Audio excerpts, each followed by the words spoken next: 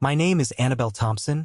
I'm 28 years old, and 4 weeks ago, my parents sold a 19th-century oil painting that belonged to my grandmother. The one thing she promised would be mine, and used the entire $95,000 proceeds to buy my sister a brand new Mercedes. They thought Grandma was too sick in hospice to ever find out. They thought I was too weak to tell her. They were wrong. When I finally told Grandma what they'd done, she didn't cry. She didn't scream. She simply reached for her phone, dialed one number, and said 7 words that would destroy everything my parents thought they owned. Before I tell you what those 7 words were and what happened next at my mother's 60th birthday party, please take a moment to like and subscribe, but only if you genuinely enjoy this story. Drop a comment and let me know where you're watching from and what time it is there. Now, let me take you back to the day it all started. The day I walked into a house that felt like a crime scene, even though nothing was broken. It was a Tuesday afternoon. The Pennsylvania sky was that bruised shade of purple that promises a storm, but holds it back just to make the air heavy. I had just finished my last art class of the day at the elementary school where I teach. My hands were still stained with charcoal and a bit of dried acrylic paint. Phthalo blue, if I remember correctly. I loved that job. I loved teaching kids that mistakes were just happy accidents, as Bob Ross used to say. But my parents, to them, being an art teacher was just a polite way of saying unemployed. I drove over to my grandmother's house. Well, everyone called it Grandma's house. But my parents, Richard and Diane, had been living there for the last 10 years. Grandma Eleanor had moved into an assisted living facility 5 years ago when her health started to decline, and then, last month, she was moved to hospice care. I still had a key. I let myself in. The house usually smelled like a mixture of my mother's expensive, cloying perfume and the lingering scent of old floor wax. But underneath that, if you closed your eyes, you could still smell the turpentine and linseed oil from when Grandma used to paint in the sunroom. "Mom? Dad?" I called out. No answer. Their car wasn't in the driveway. I was there to pick up some old sketchbooks Grandma had asked for. She wanted to see her old drawings, specifically the ones she did of the Delaware River back in the 70s. She said the memory of the water calmed her. I walked through the foyer, past the dining room with the mahogany table that my mother insisted was an antique. It wasn't. And turned into the main living room. That's when I stopped. I felt the air leave my lungs. It was a physical blow, like someone had punched me in the solar plexus. The south wall of the living room. It was the focal point of the entire house. For 40 years, that wall had been the home of the solitary oak. That was what we called it. It was a 19th-century oil painting, an original landscape by a Hudson River School artist. It wasn't just a painting. It was a window. It depicted a massive, ancient oak tree standing alone in a storm-tossed meadow, bent but unbroken. Grandma Eleanor had taught me how to see the world through that painting. When I was 6, she held me up and showed me the brushstrokes. "Look, Annabelle," she'd whispered, her breath smelling of peppermint. "See how the artist used a touch of crimson in the shadows of the bark? That's the lifeblood. Even in the dark, there's warmth." It was the reason I became an artist. It was the reason I taught art. That painting was the soul of this family. And Grandma had told everyone explicitly for years. "When I go, the house can go to Richard. The money can go to the wind for all I care, but the solitary oak goes to Annabelle." But now, standing there in the dim afternoon light, I wasn't looking at the oak. I was looking at a pale, rectangular ghost. The painting was gone. In its place was a lighter patch of wallpaper, pristine and unfaded, surrounded by 40 years of dust and sunlight discoloration. It looked like a wound. It looked like the house had been gouged. I walked over to it, my legs shaking. I touched the wall. It was cold. There were holes where the heavy brass hooks used to be. They hadn't even bothered to spackle them over. My phone buzzed in my pocket, making me jump. It was a text from my sister, Megan. "OMG Anna, you have to come over later for dinner." Big surprise. A pit opened in my stomach. A deep, sick feeling that tasted like bile. I dialed my mother. "Hello." Her voice was crisp, impatient. She was probably at the club or shopping. "Mom," I said, my voice trembling. Where is it? Where is what, Annabelle? I'm in the middle of a fitting. The painting. Grandma's painting. The solitary oak. I'm at the house. The wall is empty. There was a pause on the other end. A silence that was heavy with calculation. Then a sigh. Oh, that. Your father handled it. We're redecorating, Anna. It was time for a change. That old thing was so gloomy. Collected dust. Redecorating. I practically screamed. Mom, that's Grandma's. She promised it to me. Where is it? Did you put it in storage? Lower your voice, she snapped. We didn't put it in storage. We sold it. The world tilted on its axis. You sold it? Yes, and for a very good price, I might add. A private collector in New York. $95,000. 95,000. You can't do that, I whispered. It's not yours. It was in my house, hanging on my wall, she said, her voice icy. And we needed the liquidity. Your father's business has been sluggish. And Megan needed a reliable vehicle. You know how dangerous her old car was. Megan, I choked out. You sold Grandma's legacy to buy Megan a car? A Mercedes-Benz, actually. It's safer. And she needs to make the right impression on the Harrisons. Daniel's family is very particular about status, Annabelle. You wouldn't understand, living the way you do. Living the way I do? I looked down at my paint-stained jeans. Look, we can discuss this later. Come to dinner. See the car. Be happy for your sister for once in your life. And Annabelle, her tone dropped, becoming dark and threatening. Don't you dare mention this to your grandmother. She's in hospice. She's confused. Upsetting her could kill her. Do you want to be responsible for killing your grandmother? She hung up before I could answer. I stood there for a long time, staring at that pale rectangle. The dust motes dancing in the light seemed to mock me. They had taken the one thing that mattered, not for the money really, but for the image. They traded a masterpiece for a Mercedes. They traded history for horsepower. I drove to my parents' house, well, the house they lived in that evening. I shouldn't have gone. I should have gone straight to the hospice. But I needed to see it. I needed to see the trade. When I pulled into the driveway, there it was. A silver C-Class Mercedes. It had a giant red bow on the hood, the kind you see in commercials and think nobody actually buys. Megan was standing next to it, taking a selfie. She saw my beat-up Honda Civic pull in and waved. Her face lit up with a smile that didn't quite reach her eyes. Anna, look! She squealed as I got out. She ran over and hugged me, smelling of vanilla and entitlement. Daddy and Mom got it for me. Isn't it insane? Daniel is going to flip. I looked at her. My little sister. The golden child. She was 24, had a degree in communications she wasn't using, and was currently finding herself while dating Daniel Harrison, the son of my father's business partner.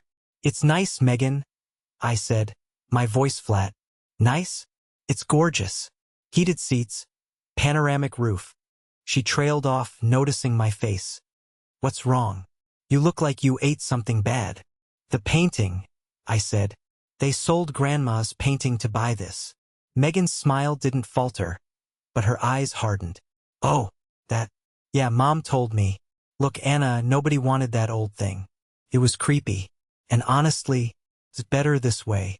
The money is actually being used for something practical. My future. My inheritance. I corrected. That was my inheritance. My father, Richard, walked out onto the porch, holding a glass of scotch. He looked satisfied. Annabelle, good you're here. Don't start drama. I'm not starting drama, Dad. I'm asking why you stole from your mother. Stole? He laughed. A harsh, barking sound. I manage her affairs. I have power of attorney. I did what was best for the family assets. An oil painting sitting in the dark doesn't generate interest. It doesn't get you to job interviews. It's dead capital. It was mine, I said, tears finally stinging my eyes. She promised it to me. He took a sip of his drink, looking me up and down with that familiar disappointment. And what would you do with a $95,000 painting, Annabelle? Hang it in that little apartment of yours? It would look ridiculous. You teach art to children. You don't have the capacity to appreciate the financial reality of these things. It's not about the money, I shouted. It's always about the money, he said calmly. Grow up and listen to your mother. Not a word to Eleanor. She's slipping away. Let her go in peace. If you stress her out over a piece of canvas, and she has a stroke or a heart attack, that's on you. I looked at them, my father smug in his borrowed house, my sister petting the hood of a car bought with my grandmother's soul, my mother watching from the window like a general surveying a battlefield. They thought they had won. They thought they held all the cards because they had the money, the house, and the loud voices. They thought I was just Annabelle the art teacher, the quiet one, the one who absorbed the pain and kept the peace. But as I looked at that pale rectangle in my mind's eye, something inside me snapped. It wasn't a loud snap. It was quiet. It was the sound of a brushstroke finishing a painting. Okay, I said softly. Okay? My father asked, raising an eyebrow. Okay, I repeated. I won't cause a scene here. I got back in my car. I didn't stay for dinner. I didn't admire the leather interior of the Mercedes. I reversed out of the driveway, my hands gripping the steering wheel so hard my knuckles turned white. I wasn't going home to my apartment. I was going to the hospice center. Because my father was right about one thing. It is always about the money. But he was wrong about who understood it. And he was definitely wrong about Grandma Eleanor. He thought she was a feeble old woman fading into the twilight. He forgot that she was the one who taught me that even in the darkest shadows of a painting, there is a touch of crimson. There is fire. And I was about to light the match. The drive to the hospice center took 40 minutes. But my mind was replaying the last 20 years of my life. It's funny how a single event can act like a lens, bringing blurry memories into sharp, painful focus. This wasn't just about the painting. I knew that. You know that. It was about the time I was 10, and I entered a statewide drawing contest. I won second place. I was so proud. But that same day, Megan, who was 6, learned to ride her bike without training wheels. My parents threw a pizza party for Megan's milestone. My ribbon was placed on the fridge for 2 hours before it was covered by a calendar. It was about college. My parents told me there was no money for my tuition because the market was down. So I took out student loans. I worked nights at a diner while studying art history and education. 2 years later, when Megan went to college, suddenly the market had bounded back. And her tuition, room, board, and sorority dues were paid in full. It was a lifetime of being the background noise while Megan was the main melody. And I had accepted it. That's the worst part. I had swallowed it down, smiling, being the good sister, the understanding daughter. I convinced myself that I didn't need their validation because I had Grandma. Grandma Eleanor was the only one who saw me. She was the one who bought me my first real set of oil paints. She was the one who paid for my summer art camp when my dad said it was a waste of time. And now they had taken her away from me too. Not just physically, but they were trying to erase her legacy. They were cannibalizing her life to feed their own egos. I pulled into the parking lot of the Serenity Hospice Care Center. The automatic doors slid open with a soft whoosh. The air inside was cool and smelled of antiseptic, lilies, and coffee. It was the smell of waiting. I walked down the hallway to room 304. I stopped at the door, taking a deep breath. I had to compose myself. I couldn't go in there angry. Grandma was sharp, but she was frail. Her heart was failing. The doctors said she had weeks, maybe less. I pushed the door open gently. Grandma Eleanor was awake. She was propped up on pillows, looking out the window at the parking lot. The setting sun cast long shadows across her face. She looked so small in that bed. Her skin was like parchment, translucent and delicate. But her eyes, those steel-gray eyes, were as clear as ever. "You're late," she said, her voice raspy but warm. "And you look like you've been crying." I forced a smile, walking over to kiss her forehead. "Just a long day at school, Grandma." The first graders decided that paint tastes like candy. She chuckled, a dry, rattling sound. Phthalo blue. Alizarin crimson, I corrected, sitting in the chair beside her bed. She studied me. She really looked at me. That was the thing about Grandma. You couldn't hide from her. She saw the brushstrokes you tried to paint over. Don't lie to me, Annabelle, she said softly. You're a terrible liar. Your father is a good liar. Your mother is an excellent one. But you wear your heart on your sleeve. What happened? I looked down at my hands. I thought about my mother's threat. Do you want to be responsible for killing your grandmother? I hesitated. Grandma, I went to the house today. To get the sketchbooks? Yes, but I couldn't say it. The words stuck in my throat like shards of glass. But what? She reached out and took my hand.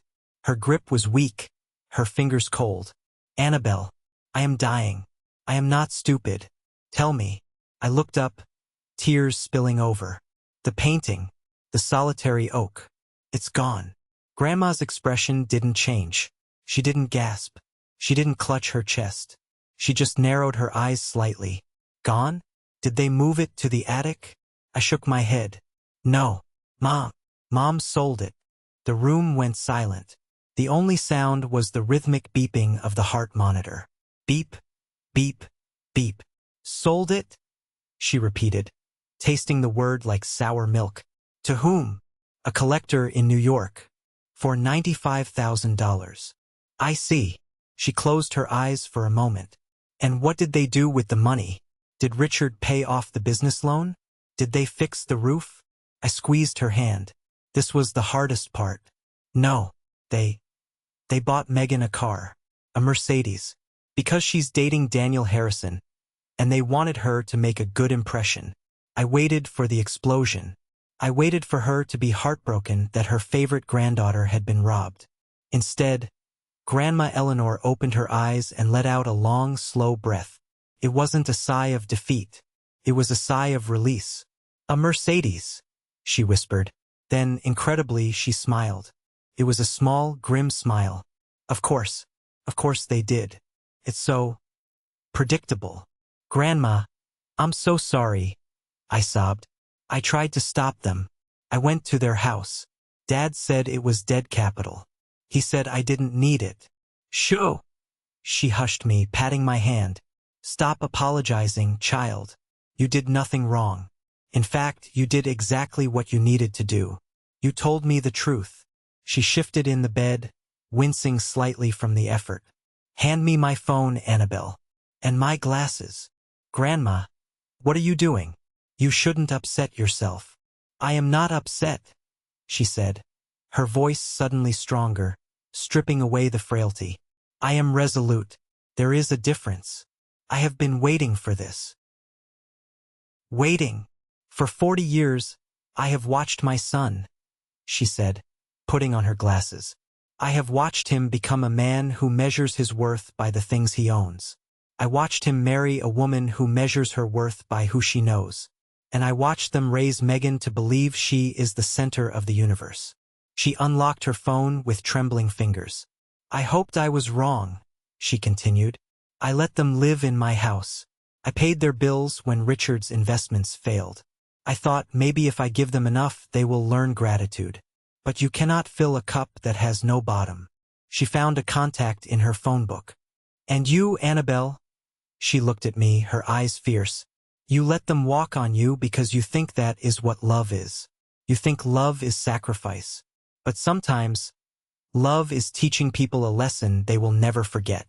She pressed the call button and put it on speaker. It rang once, twice. Hello, a deep, gravelly voice answered. Eleanor? Is everything all right? Hello, Harold, Grandma said. No, everything is not all right, but everything is clear. Harold. I knew that name. Harold Jennings. He was Grandpa's old friend, but more importantly, he was a high-powered estate attorney. I hadn't seen him in years. What happened? Harold asked immediately. They sold the painting, Harold. The solitary oak. Richard sold it behind my back while I am lying here in this bed. He what? Harold's voice lost its professional calm. That item was specifically listed in the schedule of the trust. That is theft, Eleanor. Plain and simple. He used the money to buy a car for Megan, Grandma added, looking at me. A Mercedes. Unbelievable, Harold muttered. Do you want me to file an injunction? We can track the sale, maybe claw it back. No, Grandma said firmly. Let the painting go. The collector probably loves it more than Richard ever did. I have a different plan. The contingency? Harold asked. His voice dropped to a whisper. The contingency, Grandma confirmed. It's time, Harold. The gloves come off. They think I am a senile old woman who owns nothing. It is time to remind them who actually holds the deed. I've got the paperwork right here, Eleanor.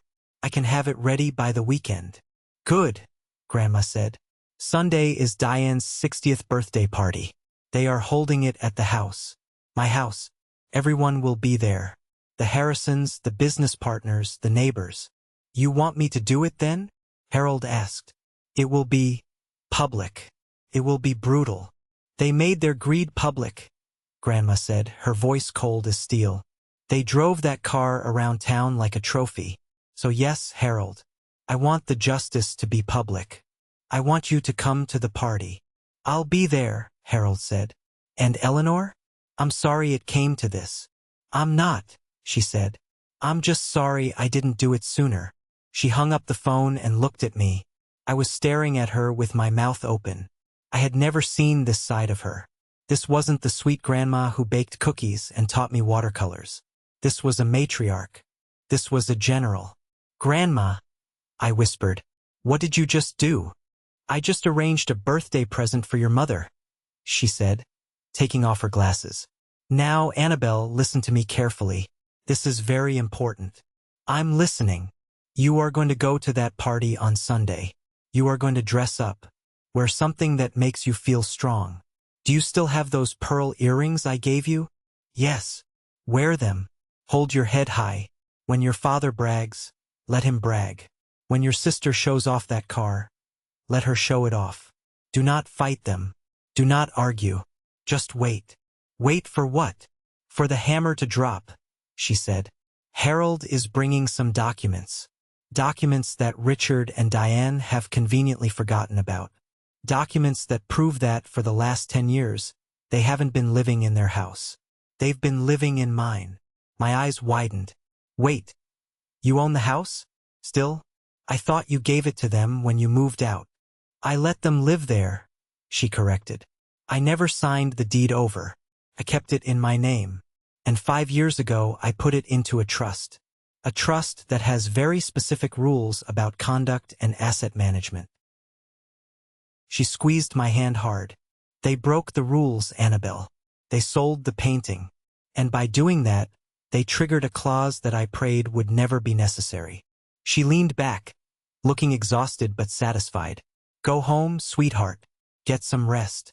You have a big day on Sunday. Grandma, I said, standing up. Are you sure? This is going to destroy them. She looked out the window at the dying light. They destroyed themselves, Annabelle, she said softly. I'm just turning on the lights so everyone can see the wreckage. The days between Tuesday and Sunday felt like holding your breath underwater. I went to work, I taught art, I graded sketchbooks, but my mind was constantly racing. Every time my phone buzzed, I jumped, afraid it was my mother screaming at me, or worse, the hospice calling to say Grandma was gone. But the silence from my parents was deafening.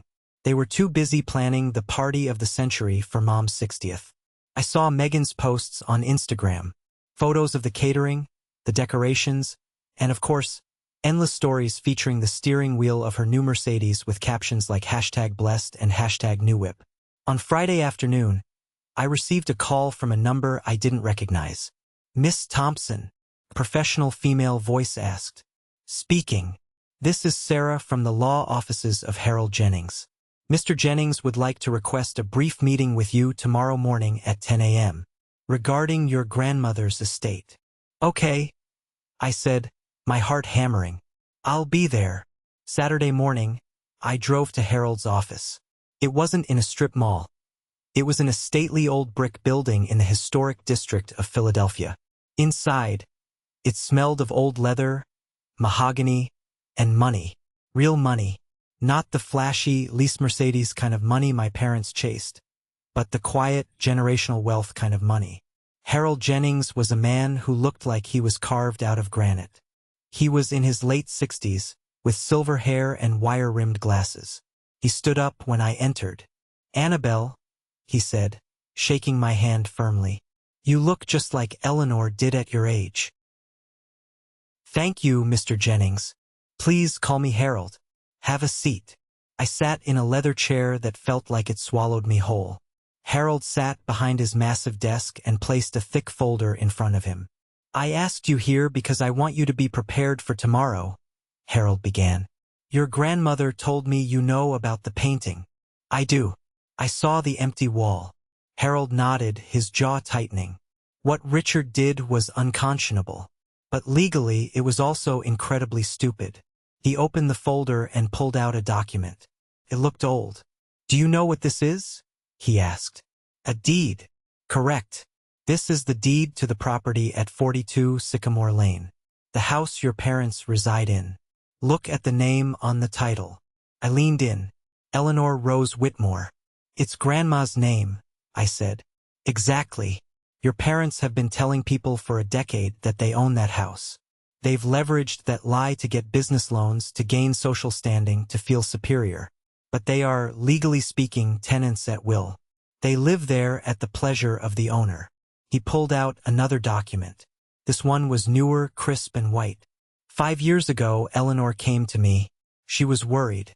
She saw how Richard was managing his business, high risk, high debt.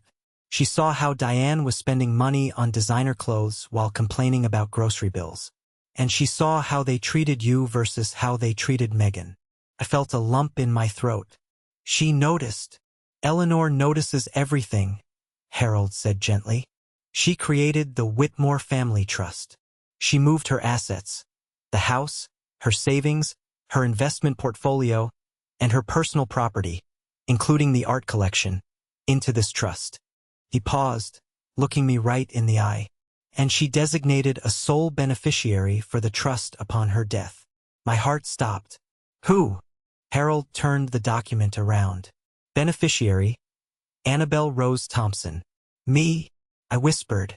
But Dad said, "Your father assumes he is the heir because he is the son. He assumes the house is his because he lives in it. He is wrong." Harold leaned back. "The trust has a specific clause regarding misconduct and dissipation of assets. It states that if any current occupant of the property sells, damages, or disposes of trust assets without written permission from the trustee, that's Eleanor, their right to reside in the property is immediately revoked." "The painting," I breathed. "The painting," Harold confirmed. "By selling that painting, your father didn't just steal $95,000. He effectively evicted himself. He pulled the trigger on a trap Eleanor set 5 years ago." I sat back, my head spinning. I was rich. I owned the house. I owned everything. "Why?" I asked. "Why me? Why not split it?" Harold reached into his desk drawer and pulled out a small, sealed envelope. It had my name on it in Grandma's shaky handwriting. "She wanted you to read this today." I opened the envelope. Inside was a single sheet of stationery. "My dearest Annabelle, if you are reading this, it means the worst has happened. It means my son has proven that he values objects more than people. I am leaving everything to you, not because I want to make you wealthy, but because I want to make you free. I have watched you shrink yourself for years to fit into the small space your parents left for you. I have watched you apologize for existing. You are an artist, Annabelle. You see the world with beauty. Your parents see the world with greed. If I left this house to Richard, he would sell it within a year to pay off debts he incurred trying to impress strangers. If I left it to Megan, she would turn it into a party house. I am giving it to you because you are the only one who will respect the history within these walls. You are the only one who knows the value of a solitary oak. Do not feel guilty. Justice is not cruelty. Justice is balance. They took your painting. I am giving you the canvas to paint a new life. Love, Grandma. I wiped the tears from my face. I looked up at Harold. So, what happens tomorrow? Harold smiled. A slow, predatory smile that made me glad he was on my side. Tomorrow we go to a birthday party. Your father believes he is the king of his castle. Tomorrow we inform him that the king is dead and the queen... Well, the queen is you. I'm scared, I admitted. They're going to be furious. They're going to scream. Let them scream, Harold said. Noise is the only weapon they have left. You have the law, and you have me. I will handle the talking. You just need to stand there and witness it. He closed the folder. One more thing, Annabelle. Regarding the $95,000. Yes, we are going to demand it back. Not from the collector. The sale is likely valid if Richard presented himself as the owner, but from Richard personally. And since he spent it on a car, he doesn't have the cash, I realized.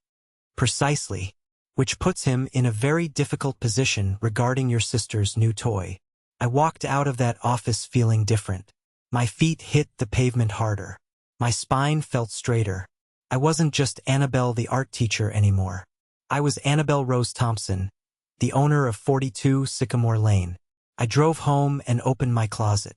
I pushed aside the cardigans and the comfortable jeans. I reached to the back and pulled out a dress I had bought for a friend's wedding 3 years ago and never wore because my mother said it was too bold. It was a deep navy blue silk dress. It was elegant. It was strong. I put it on. I looked in the mirror. Okay, Grandma, I whispered to my reflection. Let's go to a party. Sunday arrived with a bright, mocking sunshine. It was the kind of day that belonged in a magazine spread. Perfect for a garden party, perfect for a 60th birthday, and perfect for a public execution.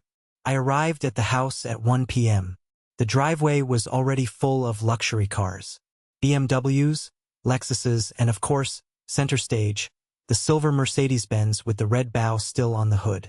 It was parked diagonally, taking up 2 spots, screaming for attention. I parked my Honda down the street and walked up. The house looked beautiful. I had to give my mother credit. She knew how to decorate. There were white balloons everywhere, catered waiters walking around with trays of champagne, and a jazz trio playing softly on the patio. There were about 50 guests.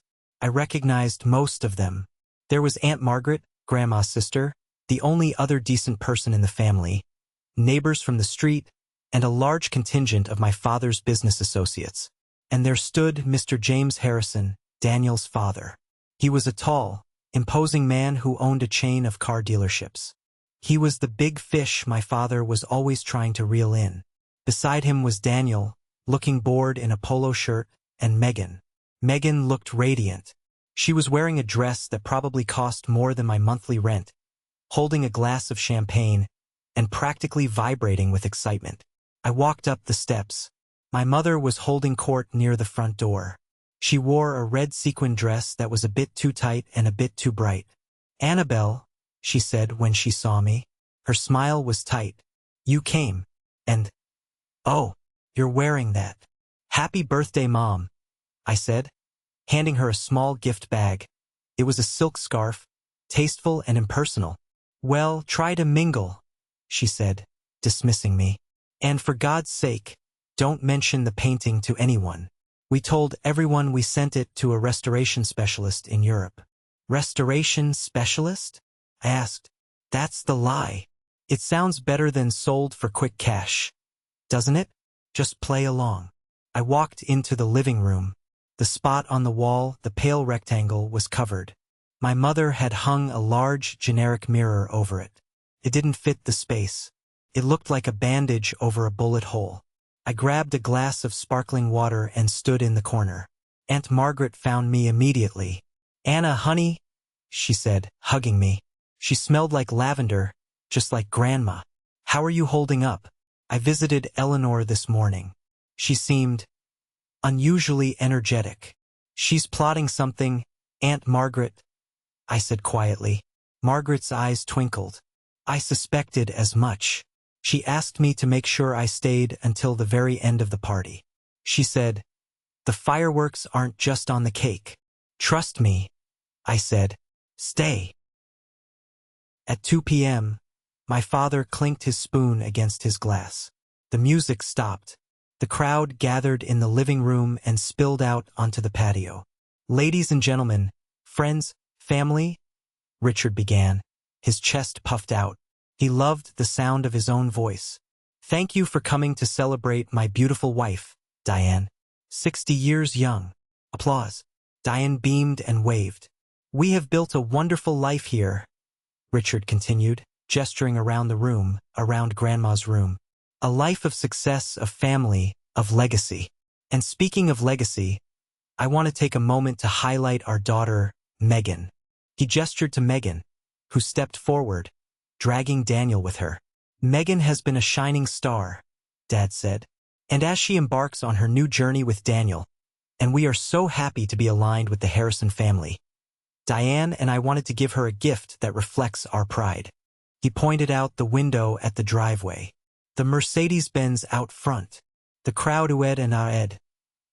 "Now," Richard said, dropping his voice to a conspiratorial whisper that everyone could hear, "I know what you're thinking. That's a generous gift, and it is. But we were able to do it thanks to a smart investment decision regarding some outdated family assets.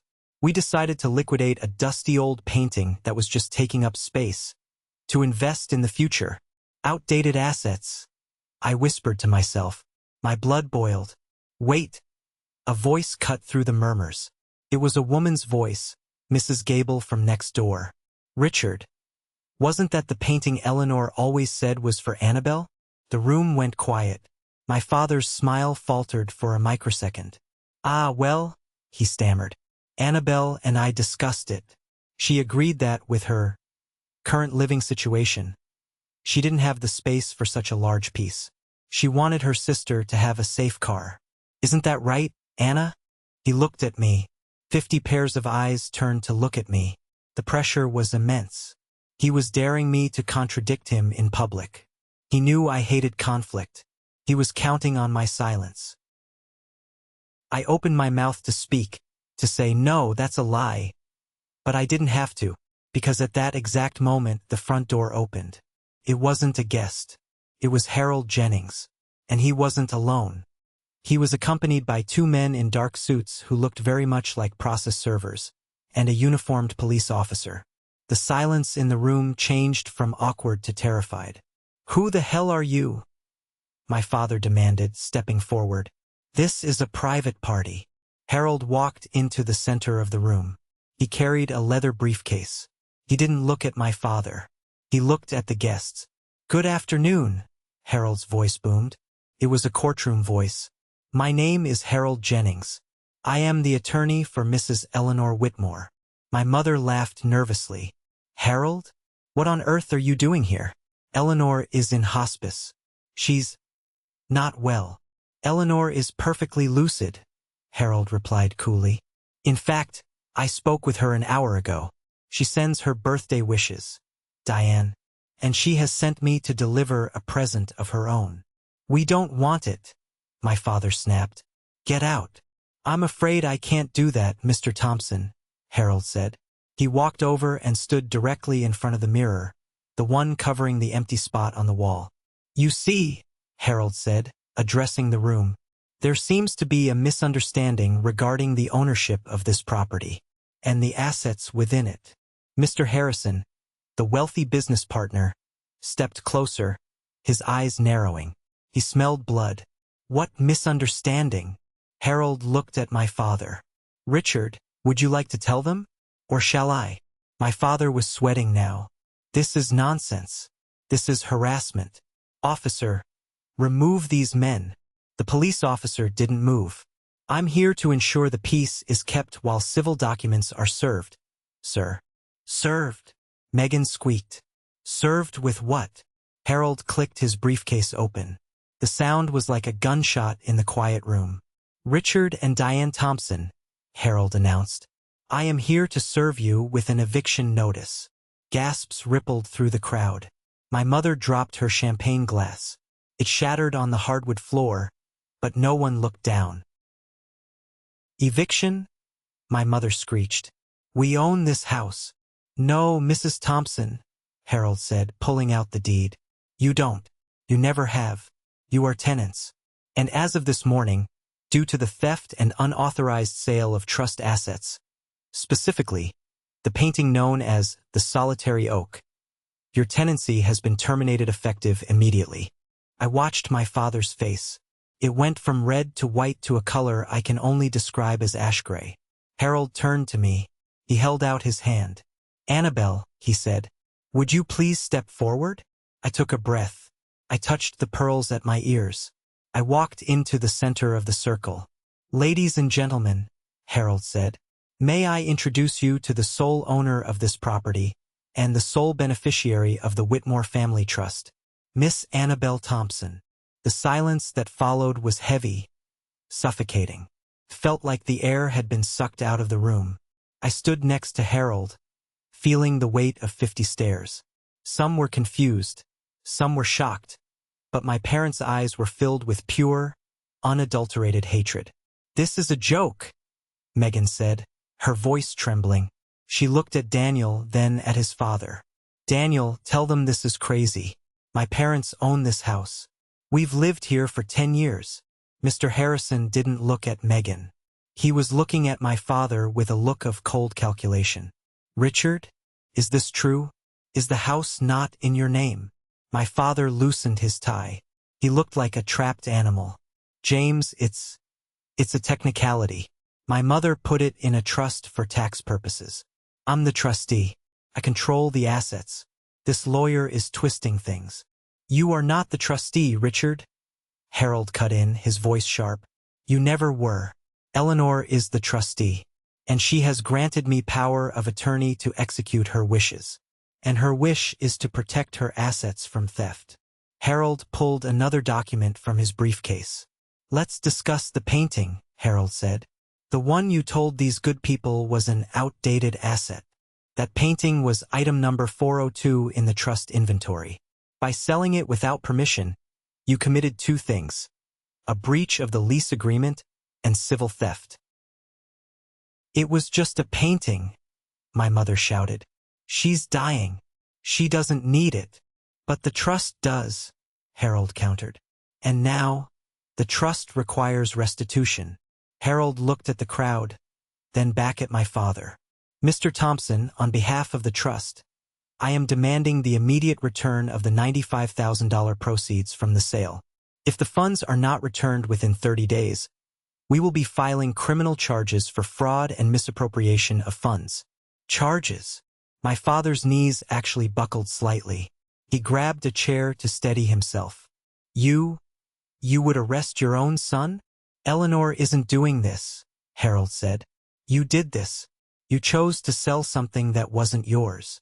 But the money is gone, Megan cried out. We bought the car. Harold turned his gaze to Megan. He looked at her with pity, but no mercy. Then I suggest you return the car, Miss Thompson. Although, as you've driven it off the lot, the value has likely depreciated by about 20%. Your father will have to make up the difference out of his own pocket. Return it, Megan screamed. No, it's mine. It's my birthday present. It's stolen property, Harold said simply. Bought with stolen money. The reality of the situation began to sink in. The crowd started to back away from my family, creating a physical gap. It was like they were contagious. Mr. Harrison stepped forward. He walked right up to my father. Richard, he said, his voice low but audible. We were supposed to sign the partnership papers on Monday. Jim, please let me explain. My father pleaded, reaching out a hand. This is just a family dispute. It has nothing to do with business. It has everything to do with business, Mr. Harrison said, stepping back to avoid my father's touch. If you would steal from your own dying mother, if you would lie about your own assets, how can I trust you with my capital? Jim, wait. The deal is off, Richard. Don't call me. Mr. Harrison turned to his son. Daniel, we're leaving. Daniel didn't hesitate. He pulled his arm away from Megan's grip. Daniel, Megan whispered, tears streaming down her face. "You're not leaving, are you?" I have to go, Megan," Daniel mumbled, looking at his shoes. This is a lot. But my car. Our plans." "Sorry," Daniel said. He followed his father out the door without looking back. Megan stood there, alone in the center of the room, looking at the door where her future had just walked out. Then she turned to me, her face twisted into a snarl. "You!" she shrieked. "You did this. You jealous little witch. You couldn't stand that I was happy. You had to ruin everything." She lunged at me. Before she could reach me, the police officer stepped in between us, holding up a hand. "Ma'am, step back. She's ruining my life." Megan sobbed, collapsing into her mother's arms. My mother glared at me over Megan's shoulder. "I hope you're happy, Annabelle. You've destroyed this family. Are you proud of yourself?" I looked at them. I looked at the shattered champagne glass. I looked at the guests whispering and checking their phones, probably texting the gossip to everyone they knew. Was I happy? No. Happiness isn't the right word. I felt clean. "I didn't destroy this family, Mom," I said, my voice steady. "You did. You destroyed it when you decided that objects were more important than people. You destroyed it when you treated Grandma like a checkbook instead of a mother." I took a step closer. "And I'm not jealous of Megan," I continued. "I pity her, because you raised her to be useless. You raised her to think she deserves things she didn't earn. At least Grandma taught me how to work." My father looked up from the chair. He looked old. Suddenly, the arrogance was gone, replaced by a terrifying vulnerability. "Annabelle," he croaked. "The house. You own the house." "I do. Are you going to kick us out? Tonight?" The room waited. This was the moment, the ultimate revenge. I could tell the officer to remove them. I could watch them pack their bags while the guests watched. It would be biblical. I looked at Harold. He gave me a slight nod. It was my call. I thought about Grandma. I thought about the solitary oak. The tree in the painting weathered the storm. It didn't become the storm. "No," I said. My father exhaled. "Thank God." "But," I added, hardening my voice, "things are going to change. Drastically." "What do you mean?" my mother asked cautiously.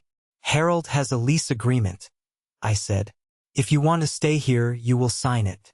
You will pay rent, market rate. You will pay your own utilities. And you have 90 days to return the $95,000 to the trust." "Rent?" my mother gasped. "In my own home?" "It's not your home," I reminded her. "It's mine. And if you don't like the terms, you can leave. Tonight." I looked around the room at the guests. "I think the party is over," I announced. It was amazing how fast a room could clear.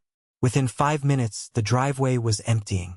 The Mercedes with the red bow sat there alone, looking ridiculous, a monument to a victory that never happened. When the last guest had gone, Harold packed up his briefcase. "You did well, Annabelle," he said quietly. "Eleanor will be pleased." "What happens now?" I asked. "Now? We wait for the check. And you," he smiled, "you go tell your grandmother she won." I left my parents and sister in the living room. They were sitting in silence, surrounded by deflated balloons and uneaten catering. They didn't speak to me as I walked out. They looked like statues of misery. I drove straight back to the hospice. It was evening now. The sun had set, and the parking lot lights were humming. I ran to room 304. Grandma was awake. She was waiting. "Well?" she asked as soon as I walked in. "Did Harold make a scene?" "He was magnificent," I said, sitting on the edge of the bed. "He stopped the party dead." Mr. Harrison walked out. Daniel broke up with Megan. And Mom dropped her champagne glass. Grandma let out a laugh. A real, genuine laugh that turned into a cough. I handed her some water. "And Richard?" she asked, wiping her mouth. "He looked broken," I admitted. "He asked if I was going to kick them out." "And what did you say?" I said no. I gave them a lease, and I demanded the money back. Grandma nodded slowly. She reached out and touched my face. You showed mercy. That is good. It makes you better than them. But do not let them manipulate you, Annabelle. They will try. I know, I said. But I'm not afraid of them anymore. The spell is broken. Good, she whispered. She looked tired. More tired than I had ever seen her. My work is done then. Grandma. I felt a cold spike of fear. I'm tired, sweetheart. The painting is gone, but the artist is safe. You are the artist now. Don't talk like that. Play for me? She asked. I know there's no piano here, but hum that nocturne? The Chopin one. I held her hand and hummed the melody of Chopin's Nocturne in E-flat major. It was the song she used to play on her record player while she painted. She closed her eyes. Her breathing slowed. The crimson, she murmured. Don't forget the crimson in the shadows. I won't, Grandma. She passed away 3 hours later, in her sleep, holding my hand. The aftermath was exactly as Harold predicted, but also surprising in ways I didn't expect. The funeral was 3 days later. It was awkward. My parents stood on one side of the grave. I stood on the other with Aunt Margaret. They wore expensive black clothes, but they looked cheap. They wouldn't look me in the eye. Megan didn't come. She was indisposed. I later found out she was at the dealership, crying while she signed the paperwork to return the Mercedes. They took it back, but because it was titled and driven, my father took a $15,000 loss on the depreciation. He had to liquidate his own 401k to pay back the trust the remaining balance. The house changed. My parents signed the lease. They had no choice. Their credit was shot, and with Mr. Harrison pulling out of the deal, my father's business collapsed within a month. He had to declare bankruptcy. Living there was strange. I didn't move in immediately. I stayed in my apartment for a while, letting them stew in the reality of paying rent to their daughter. But slowly, the power dynamic shifted physically. My mother stopped hosting parties. She stopped buying designer clothes. She started shopping at the discount grocery store. I saw her once, pushing a cart with a broken wheel, looking at a coupon. I almost felt sorry for her. Almost. Megan moved out. She couldn't handle the shame. She moved to the city, got a job as a receptionist, and started taking the bus. It was the first time in her life she had to function without a safety net. 6 months after the funeral, I gave my parents notice. I'm moving in, I told them. And I want the master bedroom. They didn't argue. They moved into the guest room. I turned the living room, the room with the pale rectangle, into my studio. I didn't try to hide the spot where the solitary oak used to be.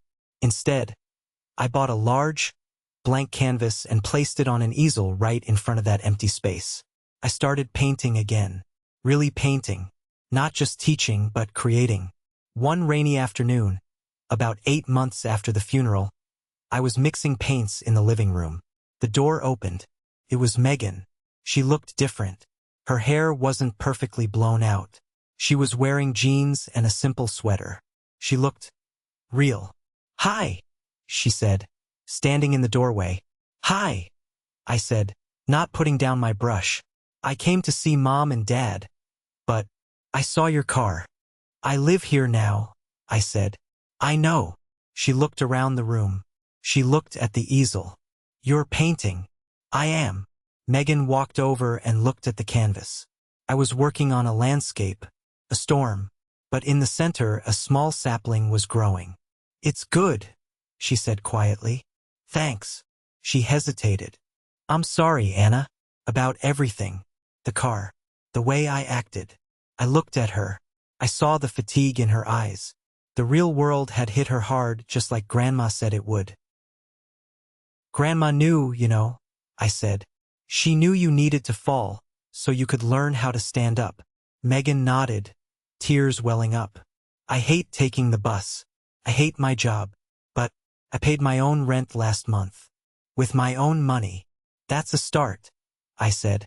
Can I watch you paint for a bit? I gestured to the chair. Sure. My parents eventually moved out completely. They downsized to a small condo in Florida. We talk on holidays, but the relationship is distant. Formal. The bridge was burned, and while we can shout across the river, we can't really cross it again. But I am happy. I teach art during the day, and I paint at night in the house that Grandma saved for me. And the pale rectangle on the wall? I finally covered it. Not with a mirror and not with a new painting. I framed the letter Grandma wrote to me, the one that said, "Justice is balance." I hung it right there in the center of the wall. So that's my story. My parents sold a masterpiece to buy a status symbol, and in the end, they lost the status and I found my masterpiece. If there is a lesson here, I think it's this: never mistake silence for weakness.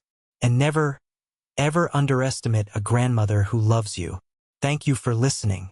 If the story resonated with you, if you've ever felt like the invisible child, or if you just love seeing justice served, hit that like button. It really helps the channel. And don't forget to subscribe. I'm Annabelle Thompson, and I'm going to go paint now. I told you that my parents eventually moved out and that I found peace, but I realized I skipped over the hardest part. I made it sound like a montage in a movie where the seasons change and suddenly everyone is healed. Life isn't a movie. It doesn't cut to black when things get awkward. It lingers. The 6 months between Grandma's funeral and the day my parents finally left for Florida were the longest, quietest, and most brutal months of my life. It was a war of attrition, fought not with guns, but with silence, passive-aggressive notes, and the terrifying reality of shifting power dynamics. It started on the 1st of November, a week after the funeral. Rent day. I sat at the kitchen table, the same mahogany table my mother used to polish obsessively before her dinner parties. I had a ledger open. Harold had set me up with a simple accounting system. If I was going to be a landlord, I had to act like one. My father walked in. He looked smaller than I remembered. He wasn't wearing his usual suit. He was wearing sweatpants and a t-shirt that had a small coffee stain on the collar. The confident, booming Richard Thompson was gone, replaced by a man who looked like he was haunting his own life. He placed a check on the table. He slid it across to me with 2 fingers, refusing to make eye contact. "Here," he grunted. "Market rate, as requested." I picked up the check. It was drawn from a new bank account. The old joint account with the hefty overdraft protection was gone, seized to pay back the trust. "Thank you," I said, keeping my voice neutral. "I'll deposit this today." He lingered. I could feel the heat coming off him, a mixture of shame and fury. "You know," he started, his voice trembling slightly, "I changed your diapers on this table. Well, not this specific table, but you know what I mean. I paid for your braces. I paid for your piano lessons." "Grandma paid for the piano lessons," I corrected gently, not looking up from the ledger. He slammed his hand on the table. It wasn't a hard slam, just enough to make the coffee cups rattle. "I am your father, Annabelle. Doesn't that mean anything to you? Taking rent from your own parents? It's unnatural. It's cruel."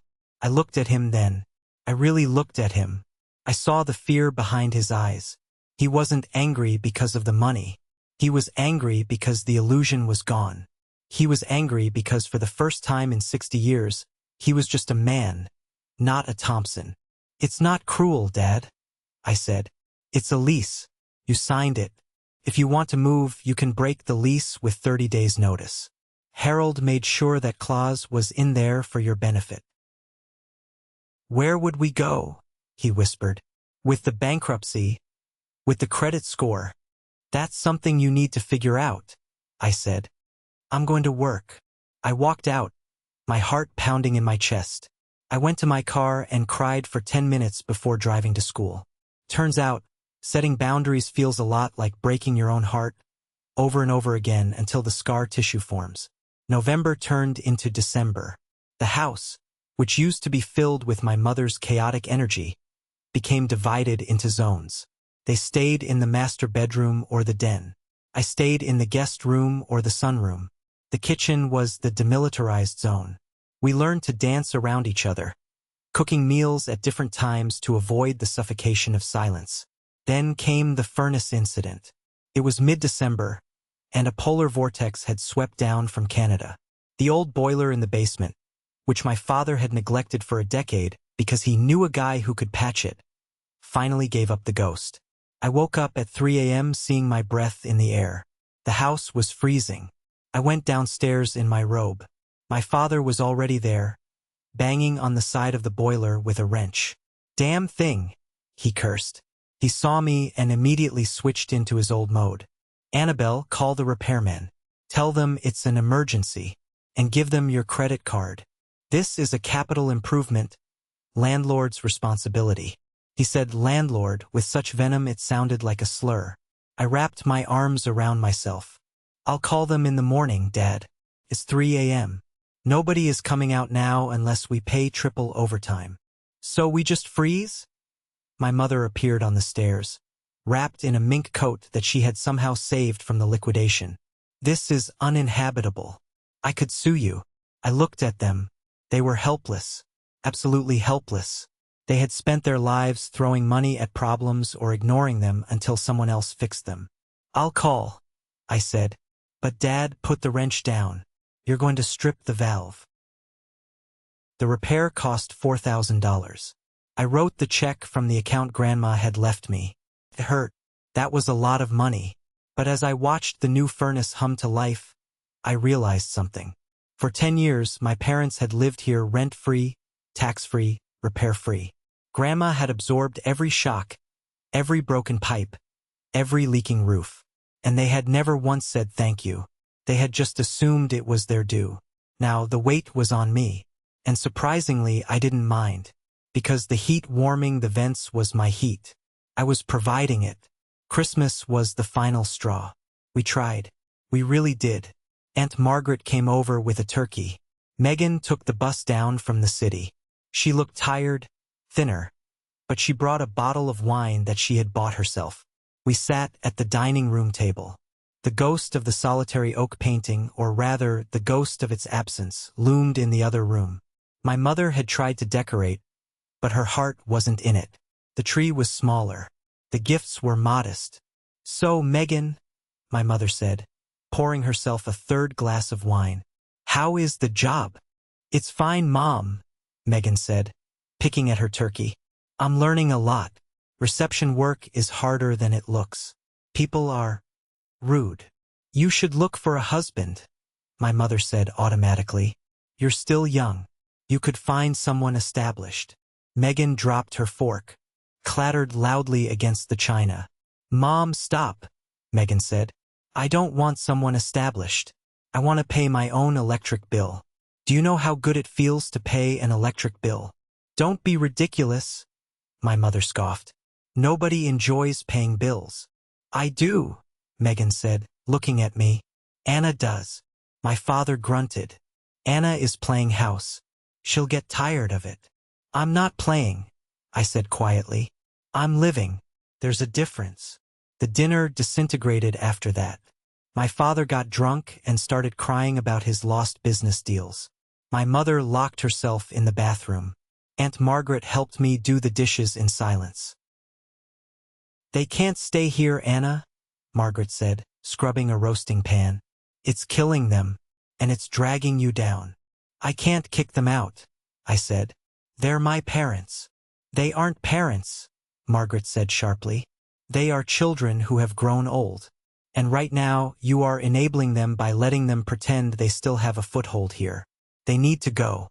For their own sake." She was right. I knew she was right. The breakthrough came in January. Harold called me with news. "Annabelle, I've been going through the final debts for the bankruptcy filing your father requested," Harold said. "It's worse than we thought. They can't afford the rent you set. They are bleeding out. If they stay in Pennsylvania, the cost of living will eat them alive." "What do we do?" "I found a condo in Florida," Harold said. "It's near Sarasota. Small, 2 bedrooms in a retirement community. It's affordable. If they sell the last of their jewelry and furniture, they can buy it cash. No mortgage. Low taxes." "They hate Florida," I said. "Mom calls it God's waiting room. It's Florida or the street, Annabelle. You have to present it to them." That night, I put the brochures on the table. My mother cried. She screamed that I was exiling them. She said I was sending them away to die. My father just looked at the numbers. He looked at the cost of the condo, then he looked at his bank balance. He was a businessman, after all, even a failed one. He knew when a deal was the only deal on the table. "We take it," he said, his voice hollow.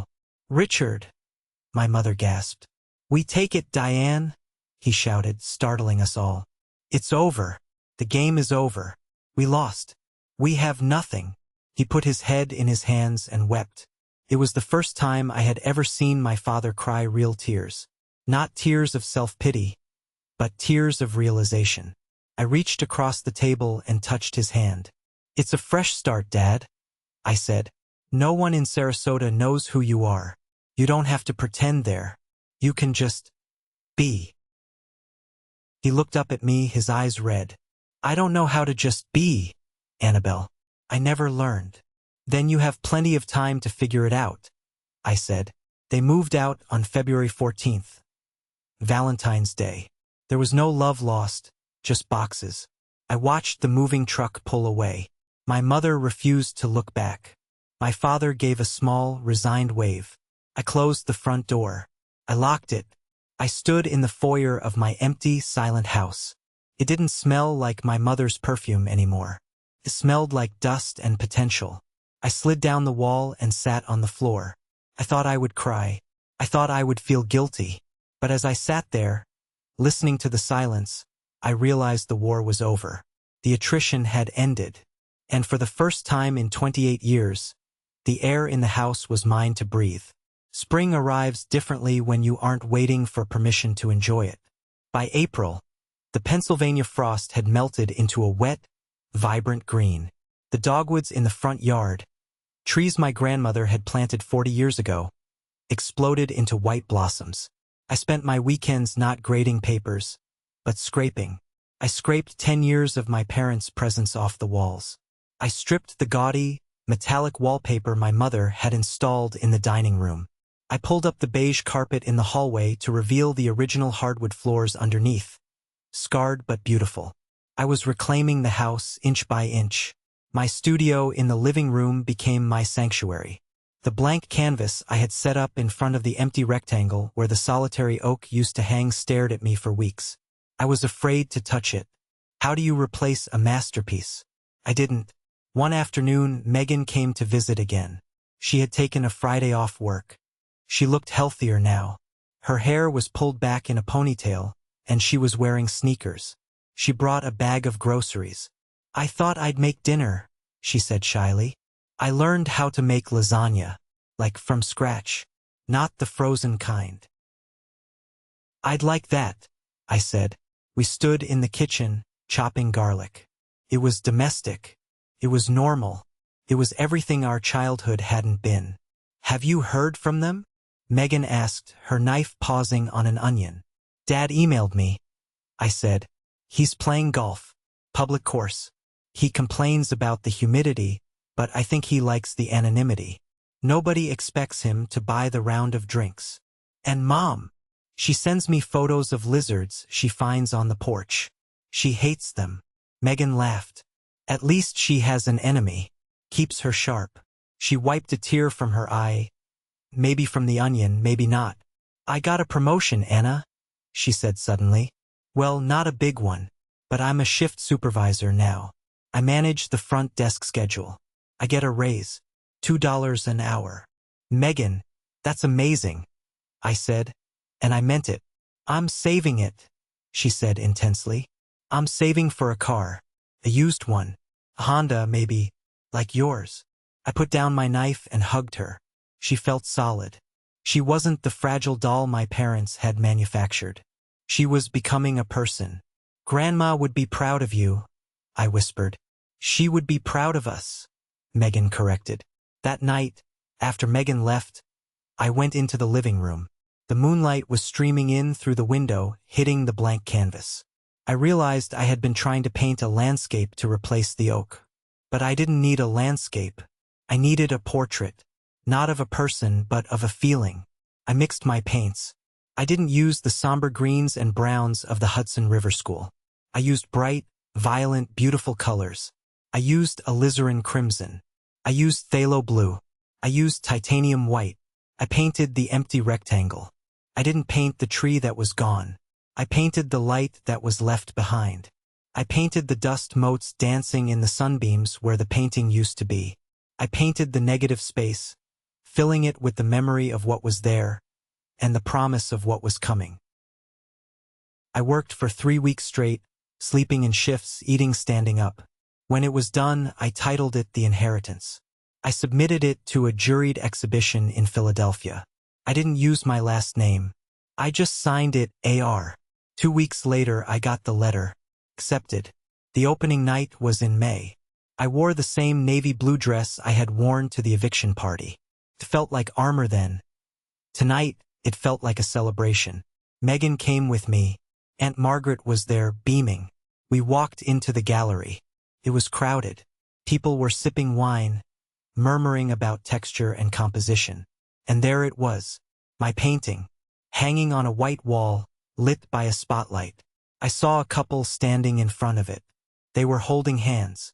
"It looks hopeful," the woman said, "but also sad, like saying goodbye to an old friend." "No," the man said. "It looks like an open door." I stood back, watching them see me. For the first time, they weren't looking at Richard Thompson's daughter, or the poor sister, or the art teacher. They were looking at my soul pinned to the wall. I felt a hand on my shoulder. It was Harold Jennings. "I didn't know you were an art critic, Harold." I smiled. "I'm not," he said, looking at the painting. "But I know a good investment when I see one. Eleanor would have loved this. She would have said you captured the crimson."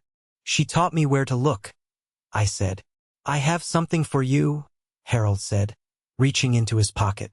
"I was waiting for the right time.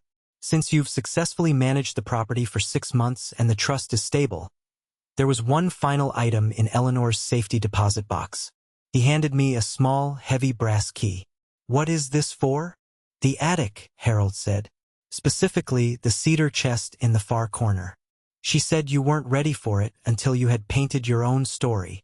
I left the gallery that night feeling electric. I drove home to my house. I climbed the stairs to the attic. It smelled of cedar and thyme. I found the chest Harold had mentioned. It was locked. I inserted the brass key. Turned with a satisfying click. I opened the lid. Inside, wrapped in layers of velvet, was a violin. It wasn't just any violin. It was the one Grandma played when she was a girl. I had seen photos of it, but I thought it was lost decades ago. Tucked under the strings was a note. "Annabelle, the painting was for the world to see. This is for you to hear. Make your own music. Live your own life. And never let anyone tell you that your voice or your art doesn't have value. Love, Grandma." I sat on the dusty floor of the attic and plucked a string. The note rang out, clear and sweet, vibrating through the wood, through the floorboards, down into the house, filling the spaces that used to be empty. My parents had taken the oak, but Grandma had left me the seed. And looking around at the life I had built, the boundaries I had set, and the art I had created, I knew that the forest was just beginning to grow. Thank you so much for staying with me until the very end of this journey. It's been a long road from that first day I saw the empty wall to sitting here now, telling you this story. Grandma Eleanor taught me that no is a complete sentence. She taught me that toxic family dynamics don't fix themselves. You have to break the cycle, even if it means breaking your own heart in the process. My parents lost a house, but I gained a life. And that trade was worth every tear. I want to hear from you now. Let me know in the comments below. Or, if this story just made you smile because justice was finally served, simply comment good. It tells me that we're on the same page and that Grandma's lesson reached you. Don't forget to like, subscribe, and hit that bell so you never miss a story. Take care of yourselves.